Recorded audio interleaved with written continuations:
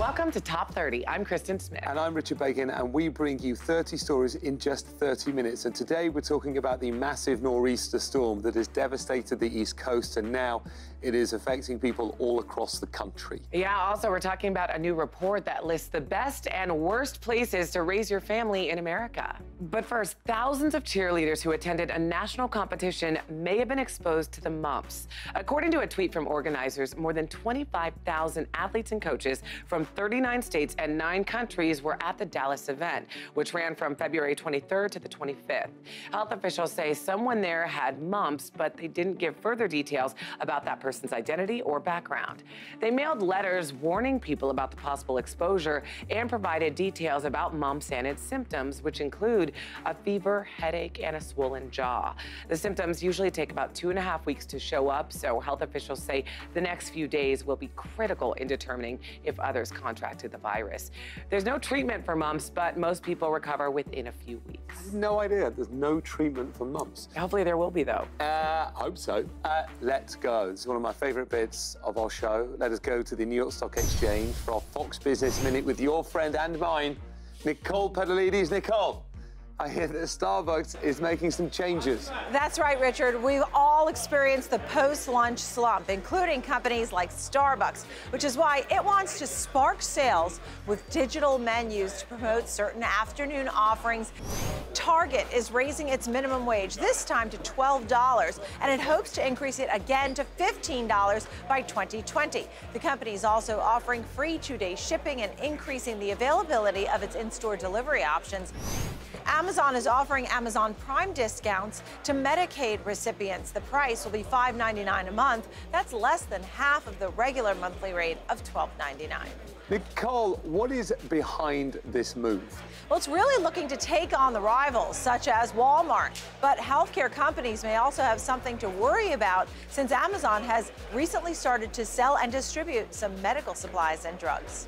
Amazon offering discounts to people on Medicaid is interesting. Nicole, on the floor of the New York Stock Exchange, thank you. All right, we've got some wild weather to talk about. More than 1 million people are without power after a massive nor'easter storm dumped over 2 feet of snow across the East Coast. Some regions were even hit with thunder snow, and more than 2,600 flights were canceled. And the FDA has just approved a prescription-free breast cancer test through the genetic testing company 23andMe.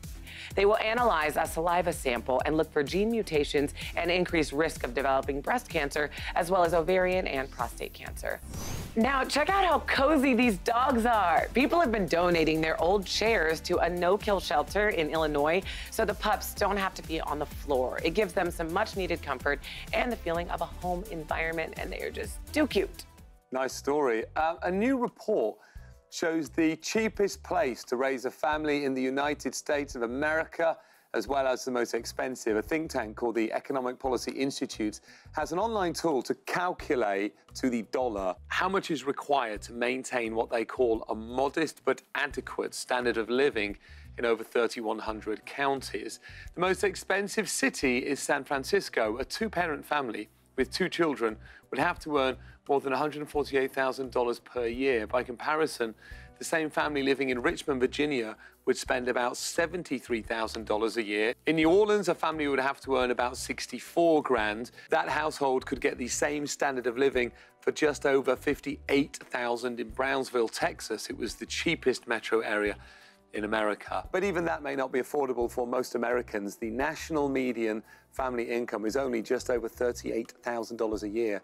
To use the family budget calculator, visit the Top 30 TV Facebook page. But it's worth repeating that stat at the beginning of the story. To live modestly as a 2-parent, 2-child family in San Francisco, you need to earn $148,000. Ouch. It's a lot of money, and just to live modestly. Wow. Yeah. All right, Top 30, I'll be right back.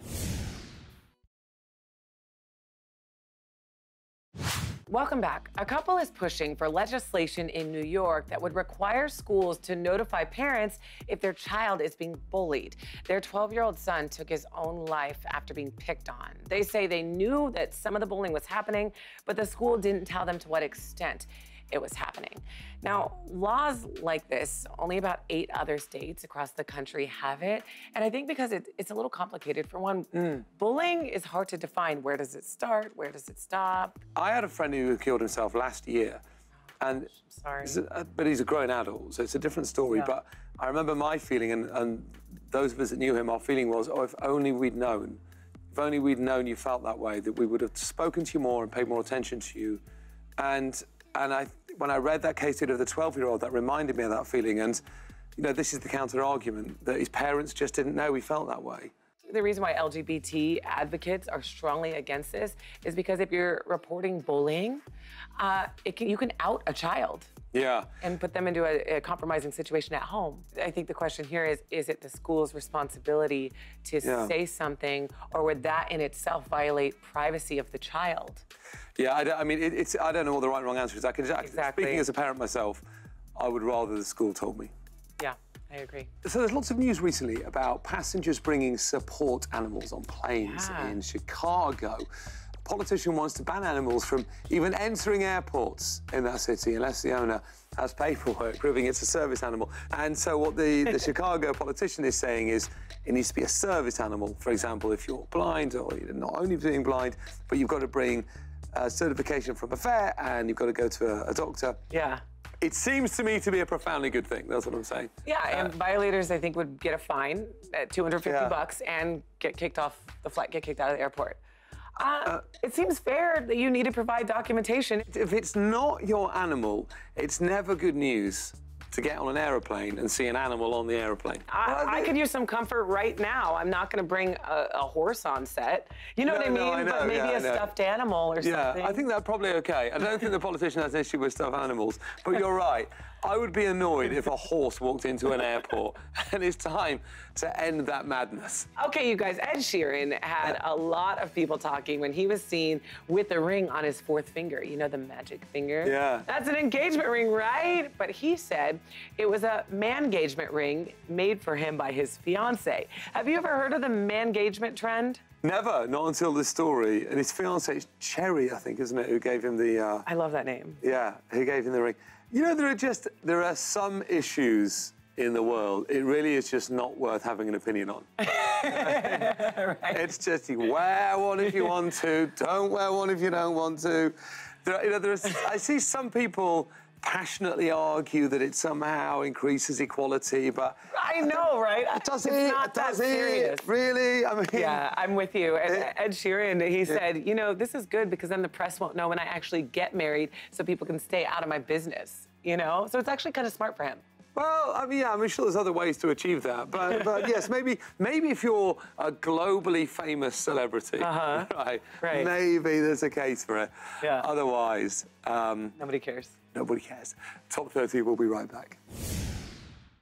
Welcome back to Top 30. The Department of Veterans Affairs has been criticised in a new report for safety issues and failed leadership. It's a remarkable report. The Inspector General found that the Washington, D.C. Medical Center wasted money and put patients at risk when surgical instruments weren't sterilised. Doctors and nurses had to borrow them from other nearby hospitals. It really is appalling, and to think that these are our nation's heroes, who men and fought, women. risked their lives. Absolutely, put their lives on the line for all of us. Part of this story is that the hospital paid wild amounts of money for equipment. In one case, they rented 3 hospital beds for 3 years as a total cost of $877,000. If they had bought those 3 beds, they would have cost $21,000 each. Wow. That is a lot of money there. The report found in this hospital in DC, a surgeon had to improvise when a tool used to prepare a skin graft was broken and the graft failed. And it's just full of stuff like that, right? When you go through it, it's just full of this stuff. Right, numerous instances of supply and financial mismanagement. So this is definitely a wake-up call. I mean,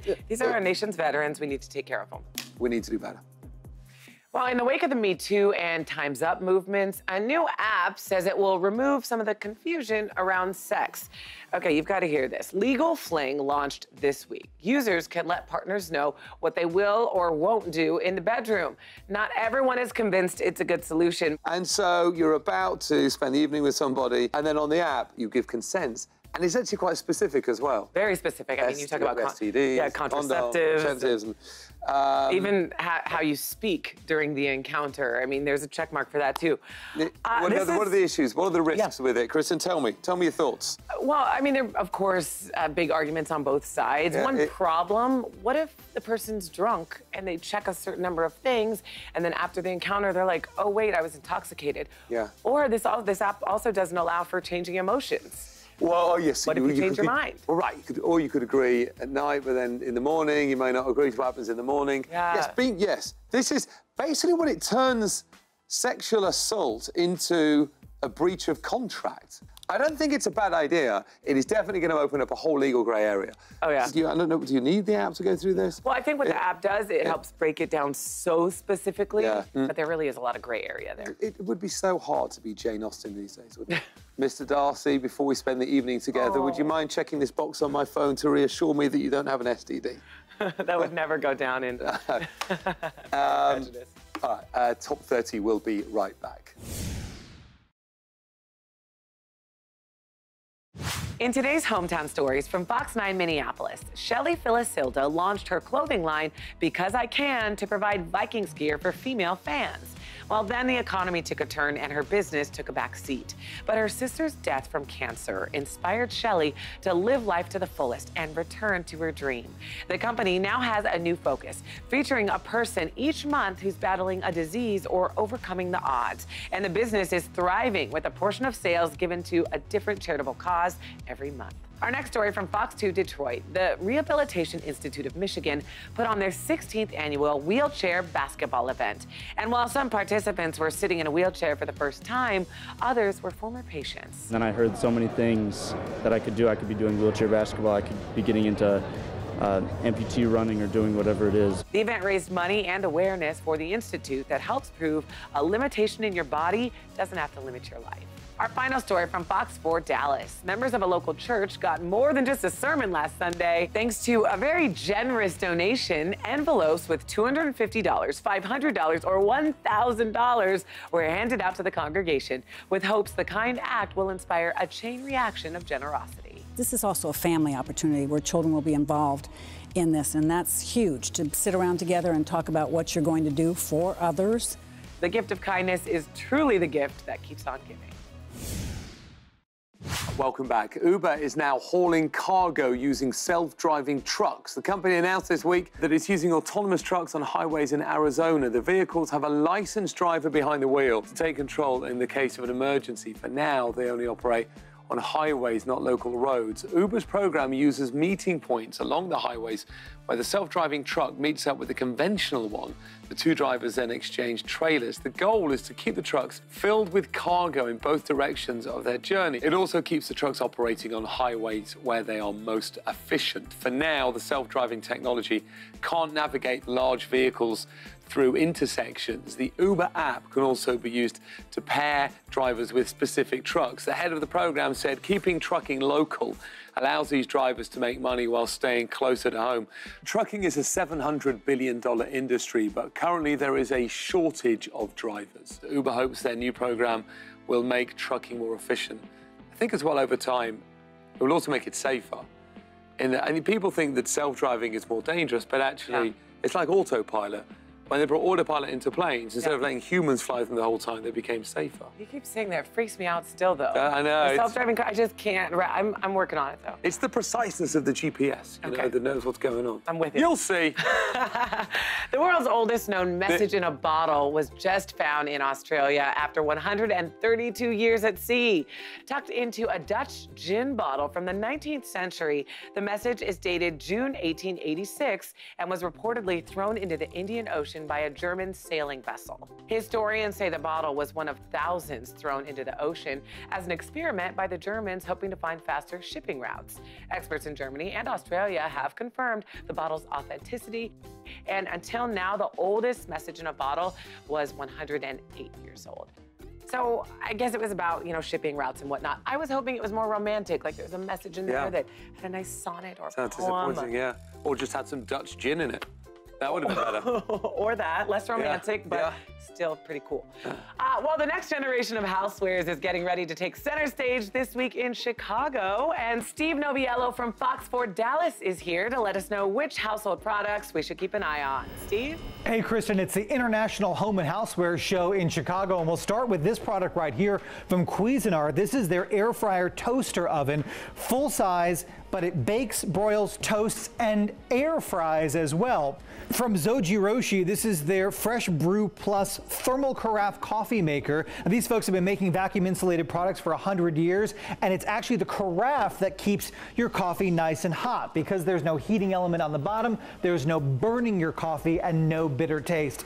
And finally for you from Honeywell, this is their outdoor evaporative patio cooler. It will keep a space up to 460 square feet, nice and cool. Unlike Misters, it's not going to get you wet if you sit too close and not going to avoid the cool if you sit too far away. Links to all these products right now that are headed to the Home and Houseware Show when you come see me online, facebook.com/SaveMeSteve. Well, all those products sound great. Thanks, Steve.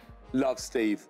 3 islands off the coast of Tanzania are benefiting from a huge conservation effort led by one of the world's leading environmentalists. Here is a preview of Jane Goodall saving paradise in this week's Nat Geo Minute. There are indicator species that reveal the health of the coral.